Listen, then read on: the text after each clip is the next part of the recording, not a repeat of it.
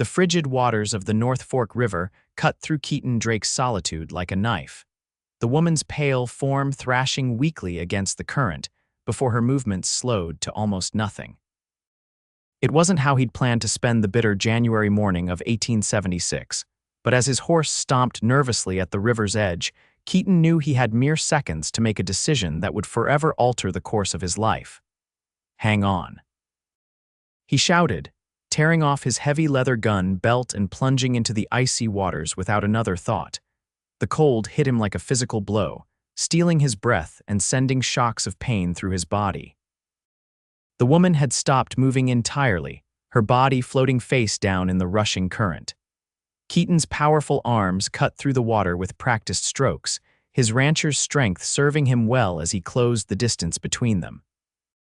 Her dress, an expensive-looking thing of pale blue, now nearly black with water, billowed around her like a strange sea creature. When he reached her, he flipped her onto her back, her face deathly pale against the dark tumble of her auburn hair. Her lips were blue, eyelashes frozen together, but a faint pulse still fluttered at her throat.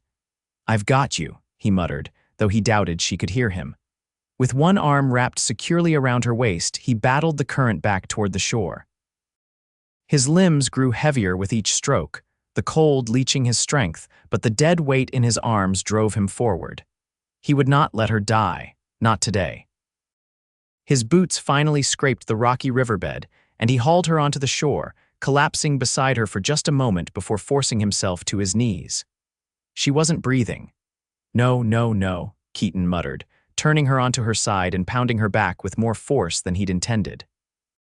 Water gushed from her mouth, and he quickly rolled her back, pressing his ear to her chest.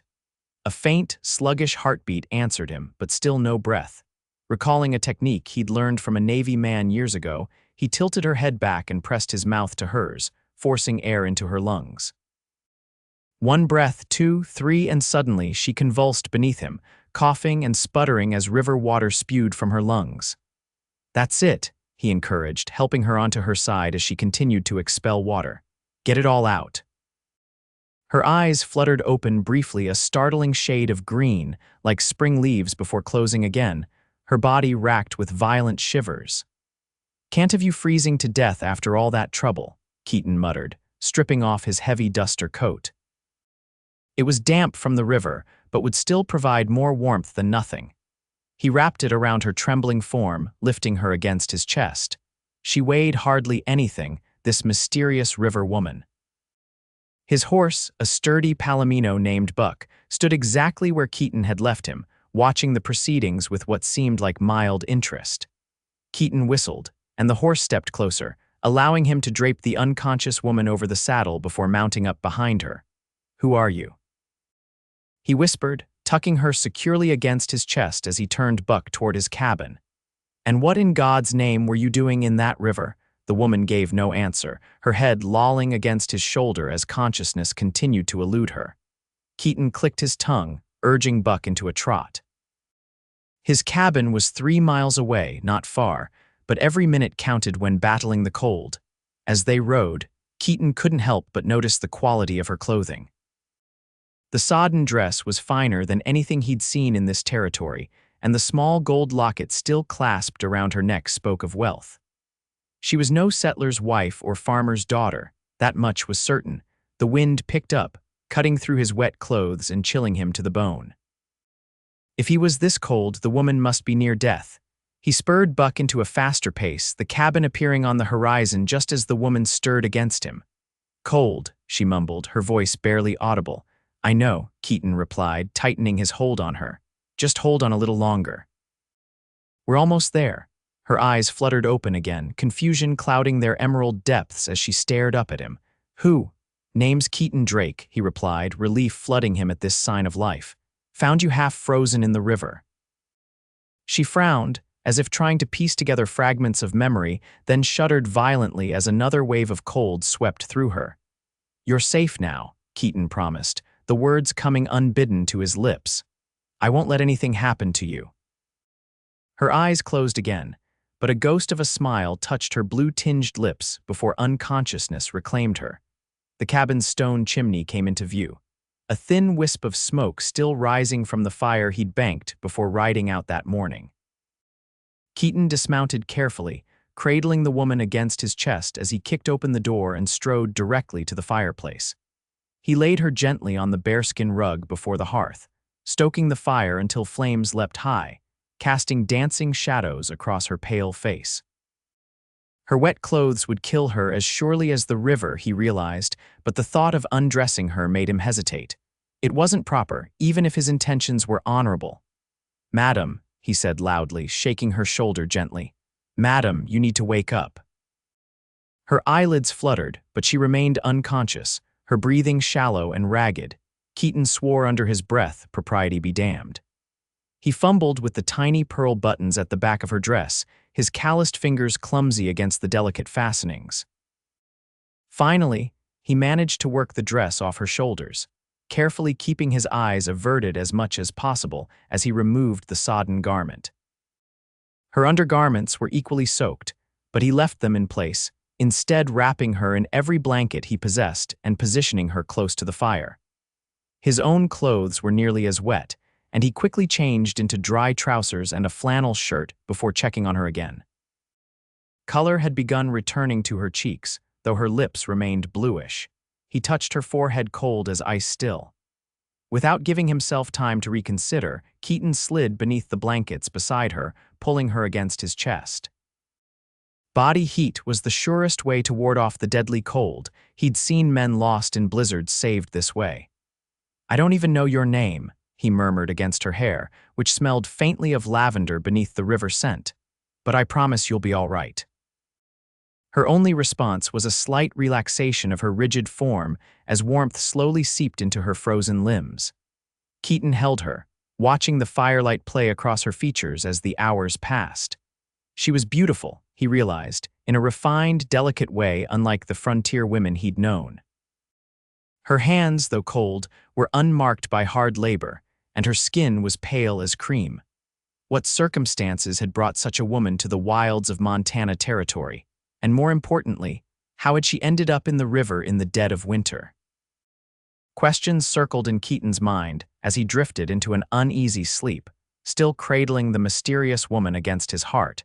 He awoke to movement and the sensation of being watched. Opening his eyes, Keaton found himself staring directly into the wary green gaze of the woman he'd rescued.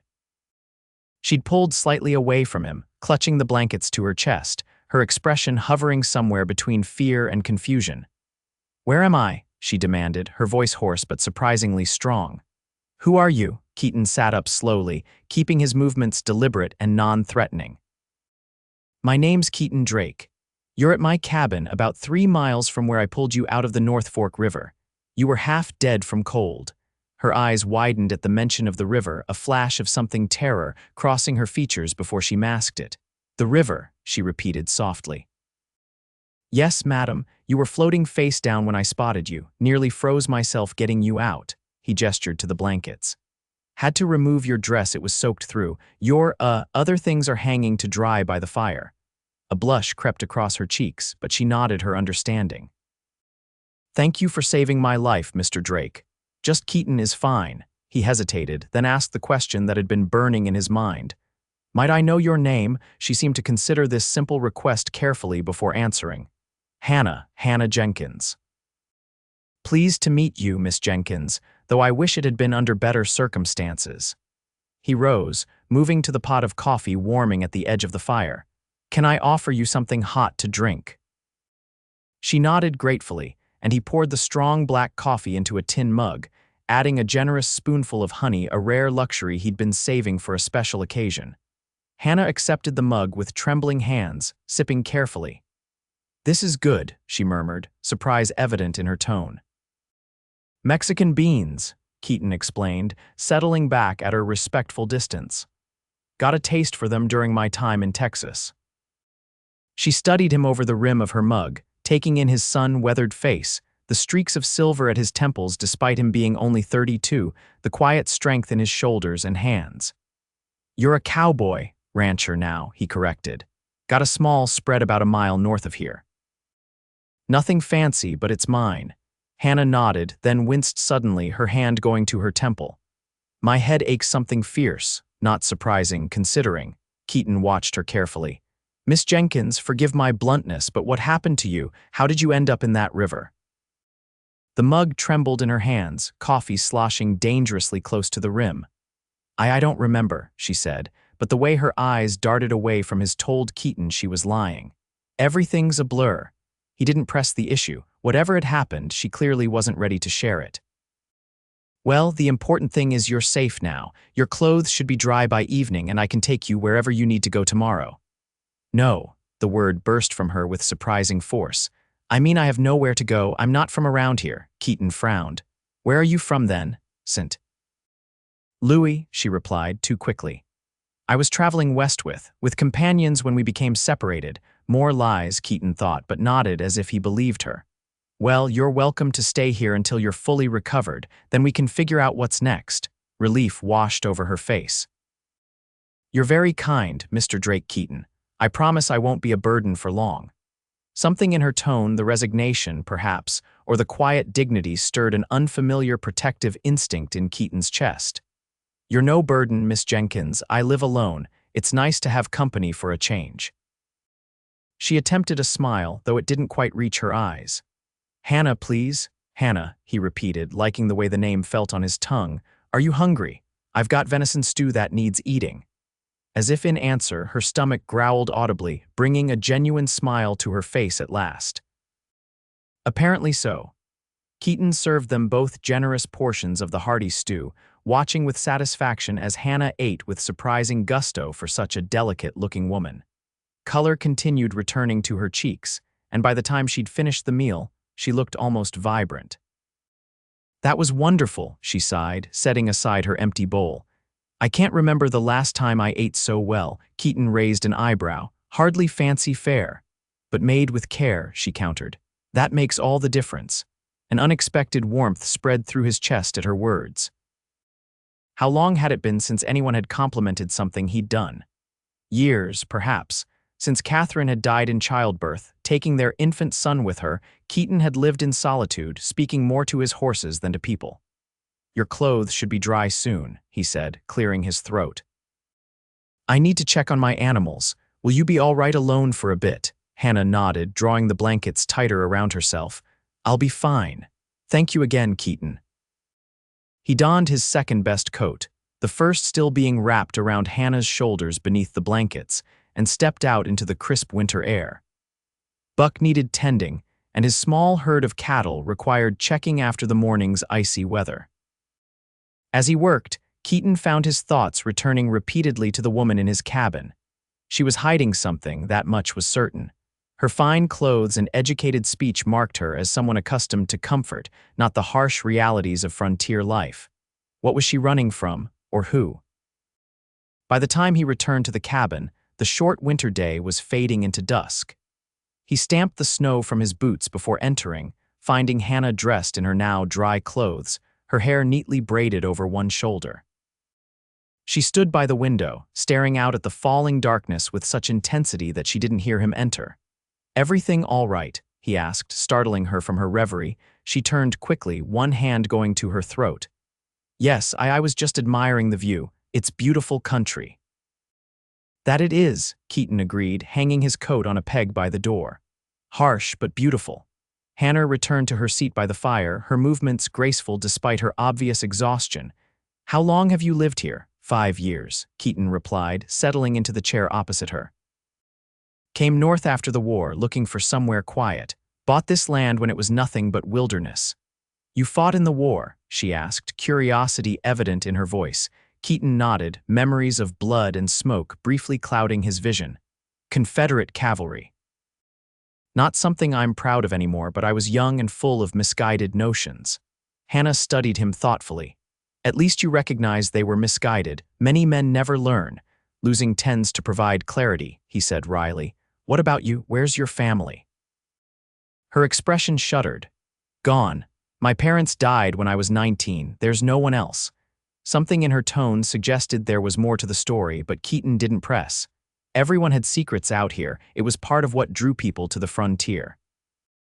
A chance to start fresh, leaving the past behind. I'm sorry to hear that. he said simply. They lapsed into comfortable silence, the crackling fire and occasional howl of distant wolves the only sounds breaking the stillness. Hannah's eyelids grew heavy, her head nodding forward before she caught herself.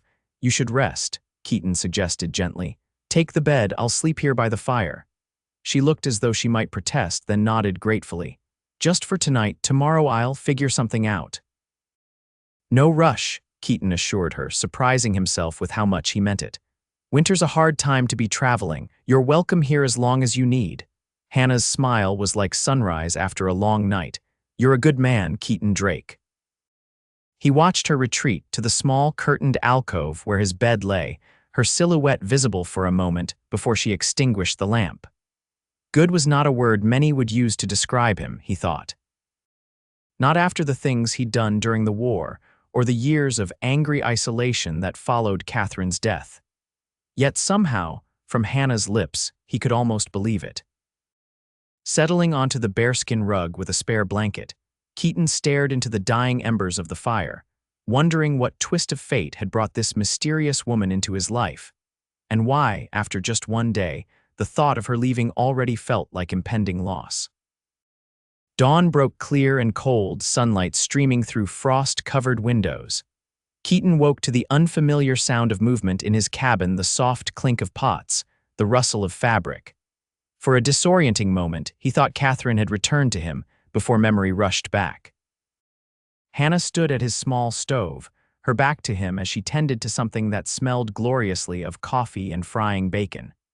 She'd found one of his shirts, the sleeves rolled up to expose slender wrists as she worked. "You didn't have to cook," Keaton said, his voice rough with sleep as he sat up. Hannah turned, a smile lighting her face. "Consider it partial repayment for your kindness. I hope you don't mind I found supplies in your pantry." "Mind, I can't remember the last time someone cooked for me." He ran a hand through his tousled hair, suddenly conscious of his appearance. "Let me just—" Hannah nodded, turning back to her task as Keaton slipped outside to wash up at the water barrel. The morning air bit at his exposed skin, but the discomfort was welcome, clearing the last cobwebs of sleep from his mind. When he returned, Hannah had set 2 plates on the small table, bacon, beans, and cornbread arranged with more care than such simple fare usually received. "This looks amazing," he said, settling into his chair. "It's nothing fancy," she demurred, echoing his words from the previous night, "but made with gratitude." They ate in companionable silence, Keaton savoring not just the food but the novel experience of sharing a meal with someone. Hannah ate delicately but with obvious appreciation, and he found himself watching the graceful movements of her hands, the way the morning light caught the auburn highlights in her hair. "I need to ride into town today," Keaton said as they finished. "Running low on supplies, and if you're staying a while, we'll need more than bacon and beans." Hannah's expression grew guarded. "Town, Miller's Creek, small place, just a general store, saloon, and a handful of buildings, about 10 miles east of here." Keaton studied her reaction. "You're welcome to come along or stay here if you prefer." She hesitated, then shook her head. "I think I'll stay if that's all right. I'm still quite tired from yesterday's ordeal." More likely she was afraid of being seen, Keaton thought, but he merely nodded. "Suit yourself." "I shouldn't be gone more than a few hours. There's a rifle above the door if you need it. Wolves sometimes get bold this time of year." "I know how to shoot," Hannah replied, surprising him. "My father taught me." Keaton raised an eyebrow but didn't comment. He gathered his things, pulling on his coat and hat, then paused at the door. "Hannah, is there something I should know? Someone I should be watching for in town?" The color drained from her face, but her voice remained steady. "Why would you ask that?" "Because you nearly died in that river, yet you won't tell me how you got there. Because you tense at every sound from outside. Because you'd rather stay alone in a stranger's cabin than ride into a town where someone might recognize you." Keaton held her gaze. "I'm not asking for your life story. But if there's danger, I'd like to know what I'm walking into." Hannah stood motionless, conflict evident in her expression. Finally, she sighed. "His name is Wallace Thornton, older man, well-dressed with a silver beard and walking stick. He'll likely have men with him." "And who is he to you?" Her fingers twisted nervously in the fabric of her borrowed shirt. "My husband." The word hit Keaton like a physical blow. Of course she was married, a woman of her beauty and refinement wouldn't be unclaimed. He should have realized sooner, should have looked for a wedding band. Disappointment washed through him, followed quickly by confusion. "You're running from your husband?" he asked, struggling to keep judgment from his voice. Marriage vows weren't taken lightly, especially not by a man like Keaton who still mourned his own wife years after her passing. "It's not what you think," Hannah said quickly, reading his expression. "He's not. I didn't choose him." Understanding dawned, and with it, a cold fury. "An arranged marriage," Hannah nodded, sinking back into her chair. "My father's business partner. When my parents died, I had nothing, no money, no family. Wallace offered marriage as protection, though I later learned he'd systematically ruined my father to force the arrangement. I was 19, terrified and ignorant of business matters. I accepted." "And now you're running," Keaton said softly. "3 years I endured it," Hannah whispered, her eyes fixed on some middle distance. "His cruelty, his control, his demands. When I learned he planned to sell my mother's jewelry, the last thing I had of her, to cover gambling debts, something broke inside me. I took what little I could carry and fled west on the train." He followed.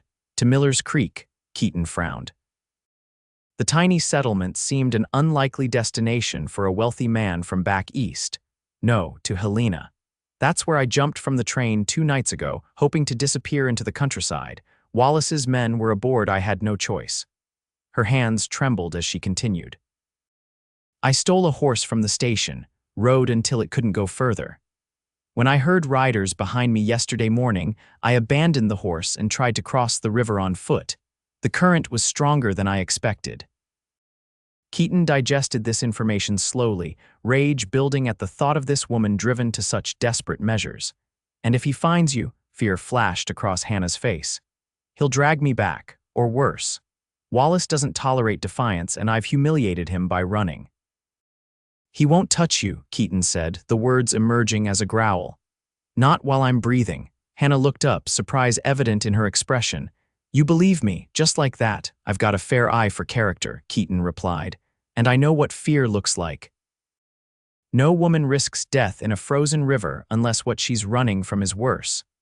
Relief washed over her features, followed by something like hope.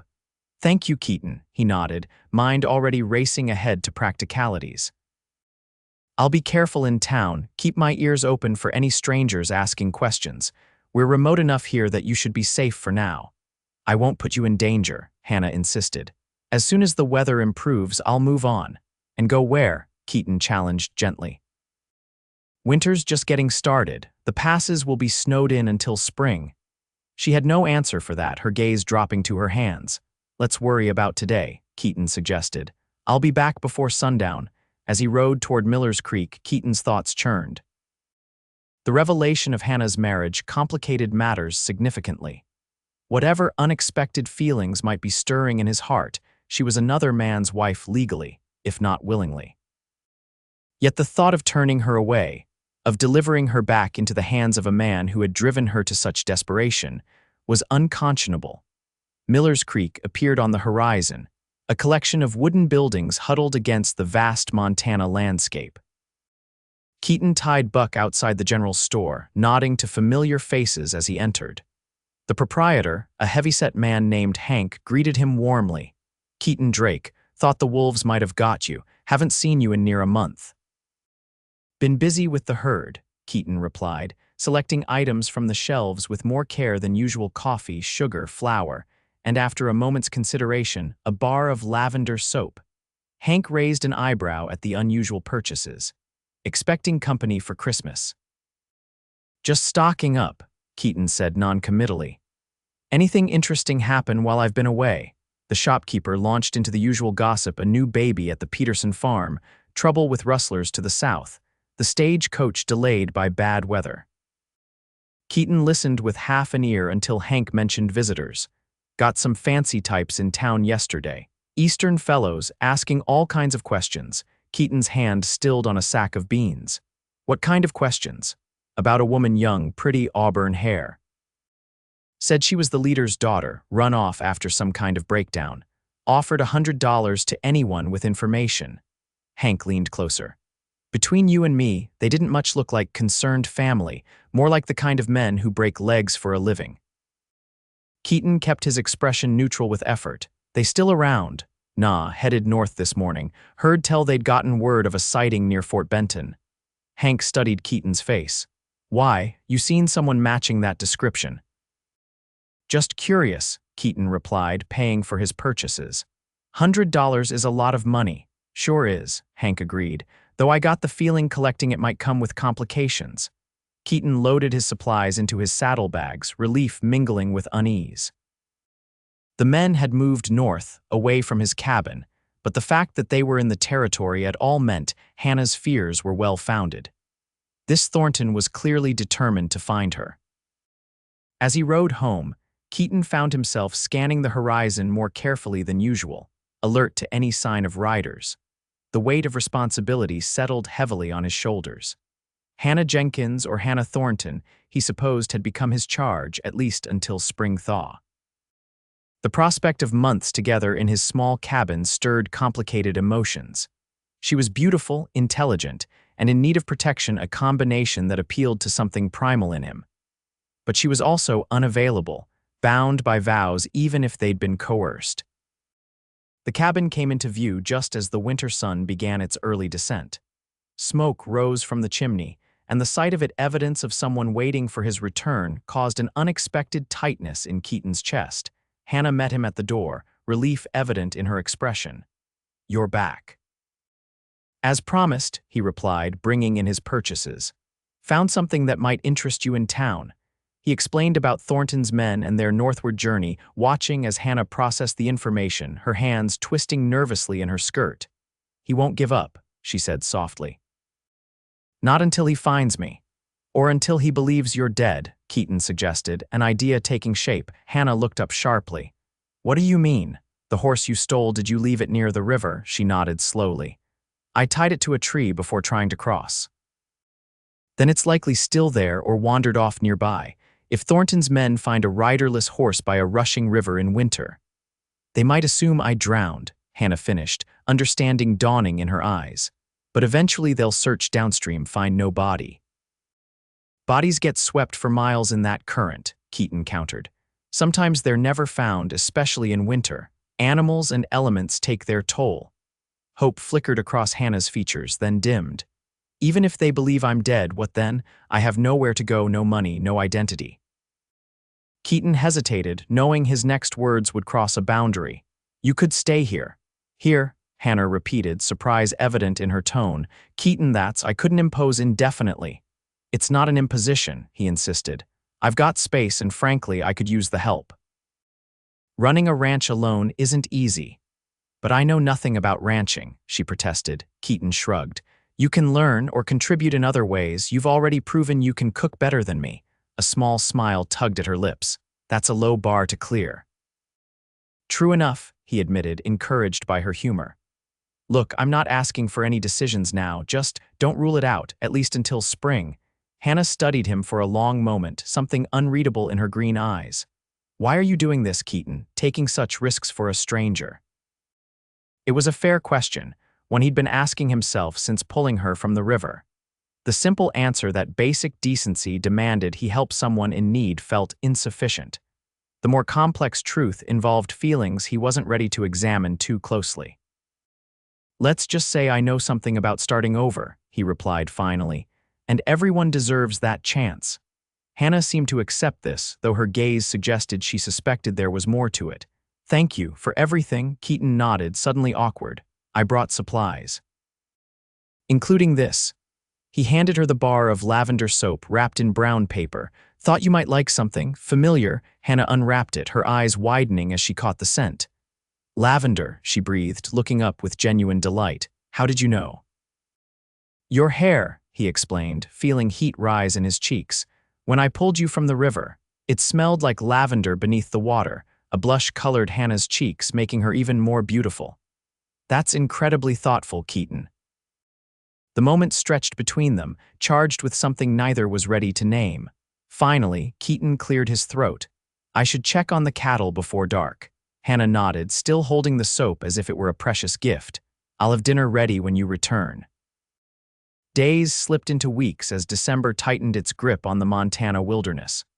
The rhythm of ranch life continued: cattle to feed, wood to chop, repairs to make, but everything was transformed by Hannah's presence.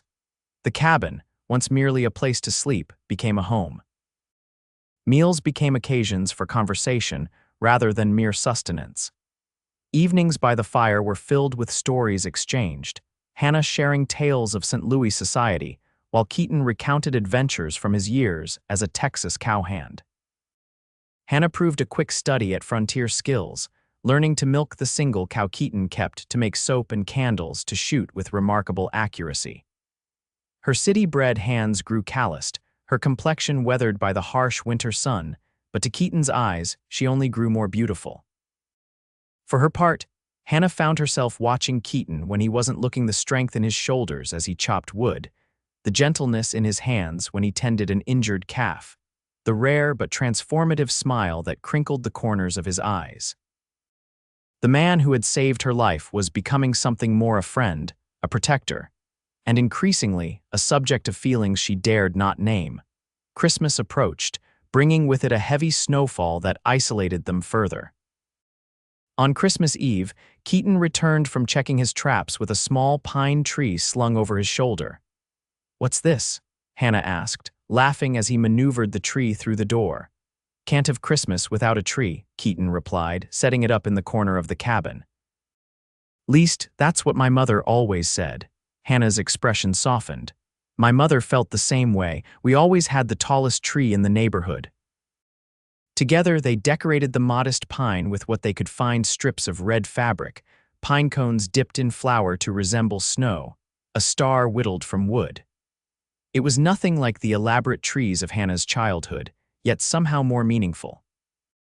That night, they exchanged simple gifts by firelight: a hand-knitted scarf from Hannah, a carved wooden horse from Keaton.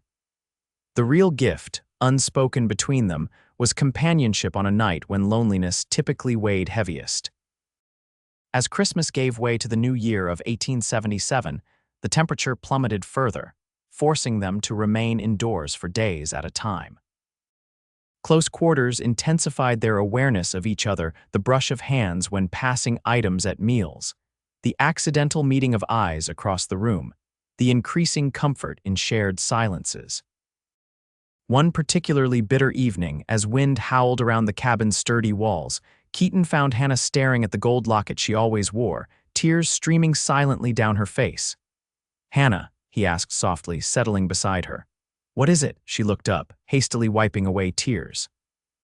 "It's nothing, just memories." Keaton waited, having learned that patience often yielded more than questions with Hannah. After a moment, she opened the locket, revealing tiny portraits inside.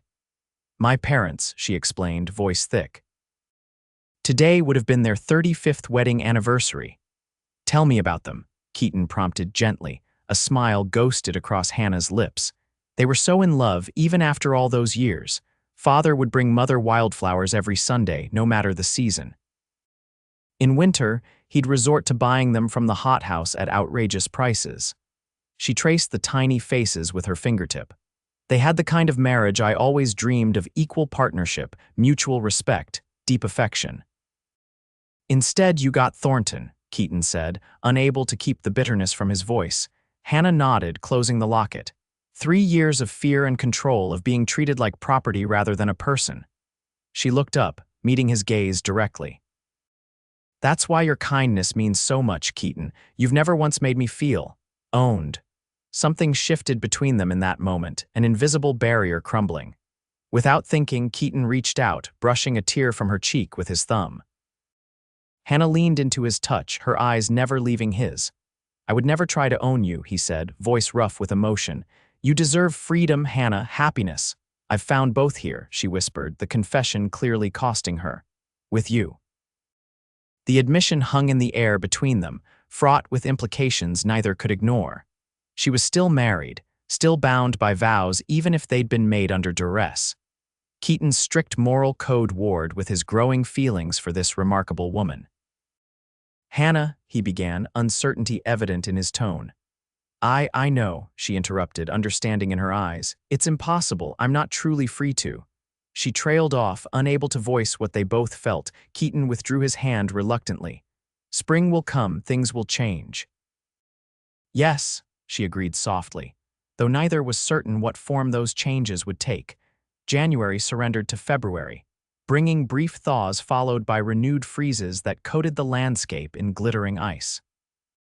Hannah and Keaton maintained a careful distance, their growing feelings acknowledged but deliberately not acted upon. The tension between them, equal parts desire and restraint, made the small cabin feel simultaneously too large and too confining. News reached them sporadically through occasional visits from neighboring ranchers. The most significant came from Jim Hollister, whose spread bordered Keaton's to the east. Thought you'd want to know, Jim said, warming his hands by the fire after a long ride. There's been talk in town about that missing woman, the one those Eastern fellows were looking for back in December. Hannah, who had been serving coffee, froze mid-motion. Keaton's hand moved instinctively to his gun belt. What kind of talk? Keaton asked carefully. Jim, oblivious to the tension, shrugged. They're saying she's dead for sure. Found some personal effects downstream from where her horse was discovered, lady's handkerchief, boot, that sort of thing. The fancy man from back east is offering a reward for her body now for proper burial. Keaton and Hannah exchanged glances, relief mingling with confusion. They'd planted no false evidence. River probably washed up some of her belongings, Jim continued. Accepting the coffee Hannah finally remembered to hand him. Shame about the lady, though. Word is the man claiming to be her husband has given up, heading back east next month. After Jim departed, Hannah paced the cabin, agitation evident in every movement. I don't understand. I had nothing with me that could have washed downstream. I was wearing everything I owned when you pulled me from the river. Someone's helping us, Keaton said slowly. Someone who wants Thornton to believe you're dead. But who would do that? Nobody here knows me or my situation. Keaton considered this. Hank at the general store mentioned Thornton's men didn't seem like concerned family. Maybe someone else noticed the same thing and decided to intervene. Planting false evidence is a significant intervention, Hannah pointed out. Frontier justice takes many forms, Keaton replied. What matters is the result. Thornton believes you're dead and is leaving the territory. The implications washed over Hannah, her expression shifting from confusion to wonder. I could be free, she whispered. Truly free.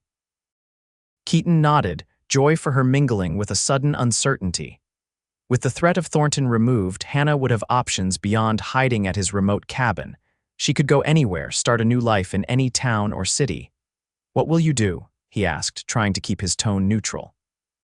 Once spring comes and the pass is clear, Hannah stilled, regarding him with those penetrating green eyes. Are you asking if I still plan to leave? You'll have choices now, Keaton said, choosing his words carefully. Real choices, not just desperate measures. Yes, she agreed softly. For the first time in years, I can choose my own path. She took a step toward him. But I thought I'd made my preference clear, Keaton. His heart hammered against his ribs. You're still legally bound to Thornton, Hannah, even if he thinks you're dead. A marriage forced through coercion, maintained through fear, and to a man who now believes me deceased. Hannah's voice grew stronger with each word. I may not be legally free in the eyes of distant courts, but in all ways that matter, I consider those bonds severed. Keaton wanted to believe her, wanted desperately to take the step that would close the distance between them, but doubt still plagued him. I won't make you another prisoner, Hannah, not of circumstance, not of obligation. Is that what you think this is? She asked, gesturing between them. Obligation, gratitude, isn't it? He challenged gently. I pulled you from that river, offered shelter when you had nowhere else to go. It would be natural to confuse gratitude with other feelings. Hannah's laugh caught him off guard, genuine, almost exasperated. Keaton Drake, for a man so observant about everything else, you can be remarkably blind about certain matters. Before he could respond, she closed the distance between them, her hands coming to rest on his chest. Yes, I'm grateful you saved my life. But that's not why my heart races when you enter a room. That's not why I lie awake at night, listening to your breathing from across the cabin. That's not why every moment in your presence feels more right than any I've known before. Keaton stood frozen, hardly daring to breathe as Hannah continued, her voice softening. "I've had months to understand my feelings, Keaton. Months watching you work from dawn till dusk without complaint. Months seeing your gentleness with animals, your respect toward me, your quiet strength. If that's not enough time to know my own heart, then I never will." His resolve crumbled beneath the weight of her words, of the truth shining in her eyes. Slowly, giving her every chance to retreat, Keaton raised his hand to cup her cheek. "I've loved you since that first day," he confessed, the words emerging rough with emotion. "Since you opened your eyes by the river and looked at me like I was worth something. You are worth everything," Hannah whispered, leaning into his touch. "And I love you too." The admission hung in the air for one breathless moment, before Keaton lowered his head, capturing her lips in a kiss that began tentative but quickly deepened as months of restrained longing found release. Hannah's arms wound around his neck, pulling him closer as she returned his kiss with equal fervor. When they finally parted, both breathless, Keaton rested his forehead against hers. "Stay," he murmured. "Not just until spring, stay forever."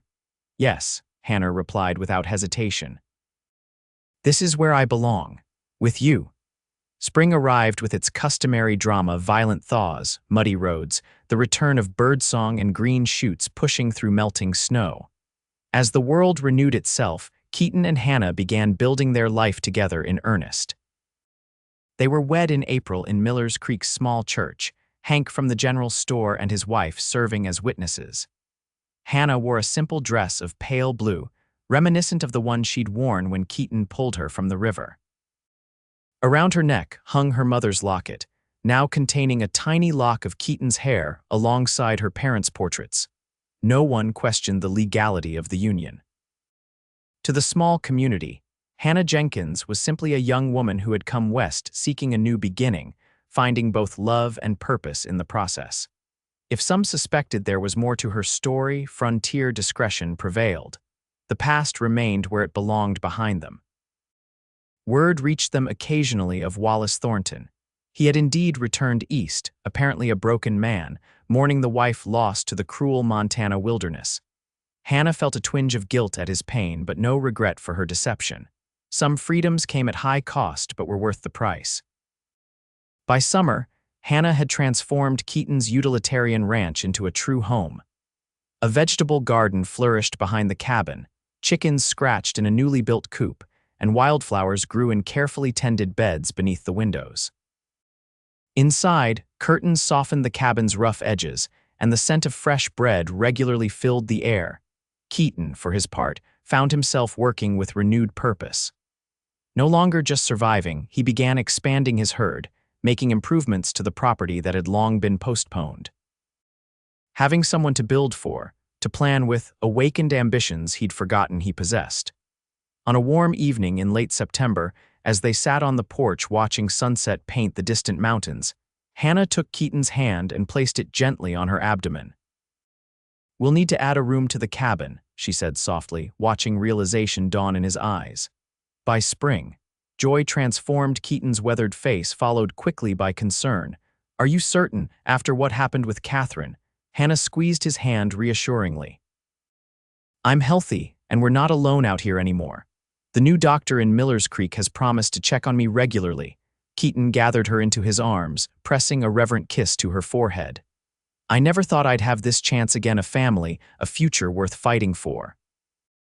"When you found me in that river," Hannah murmured against his chest, "you promised I'd be safe. But you gave me so much more than safety, Keaton. You gave me a home, a purpose, a love I never thought possible."